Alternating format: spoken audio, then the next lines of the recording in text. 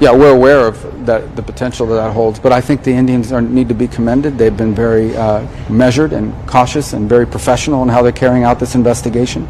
That investigation continues. It clearly was a terrorist attack, and it was a car loaded with highly explosive materials that detonated and killed a lot of people. It clearly was a terrorist attack, and it was a car loaded with highly explosive materials that detonated and killed a lot of people.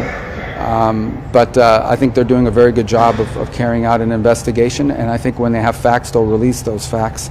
So, but clearly, I mean, we're aware of the potential that it has, and so we spoke about that a little bit today, the potential that it has to become something broader.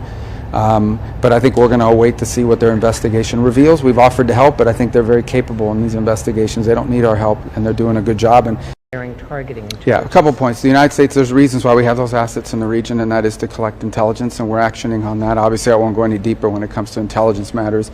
I did see a CNN report yesterday. I'm not going to go into great detail than to say that it's a false story. It's a fake story.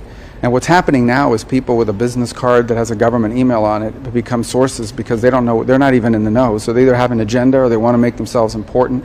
And it's been a plague of story after story that's either inaccurate or misleading. And that falls in the category of both. That story does. Is it your assessment that Russia does not really want peace? Well, we can only go by what we see. I mean, I think they've stated clearly what they want is they want the rest of Donetsk.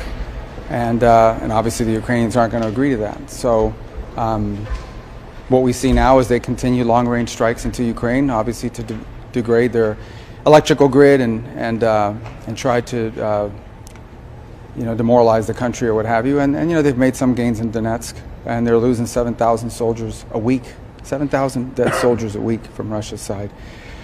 So as of now, I mean, that's the assessment we have to make. They've made a demand that Ukraine can't agree to, and so we're sort of where we are at this point.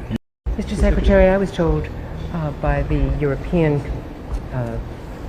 representative on foreign policy, Kaja Kallas, that it was discussed, the Venezuela military operations were discussed. Not with me. No one raised it. I mean, no one in the meeting raised it. Raised in meetings. Not with me. They didn't raise it with me.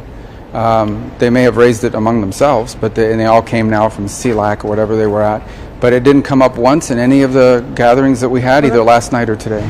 And will the Saudis get a security deal that is better than the deal that Qatar previously got? Well, we're still working through all that. I mean, obviously, all that will be announced just prior to or during the visit. But we'll have some good agreements to sign with them. A lot of progress has been made since the president's visit there. So we're working through that. I feel good about where it's at. There's still a few things that need to be tightened up. Nothing has happened in this entire process that has impeded our ability to identify drug boats and strike them. Without getting into details on the you mentioned that.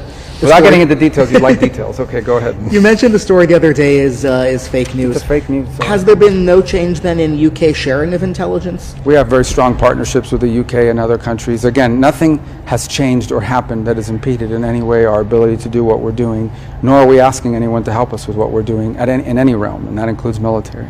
But yes, look, certainly there's some concern about events in the West Bank spilling over and creating an effect that could undermine what we're doing in Gaza. We don't expect it to. We'll do everything we can to make sure it doesn't happen.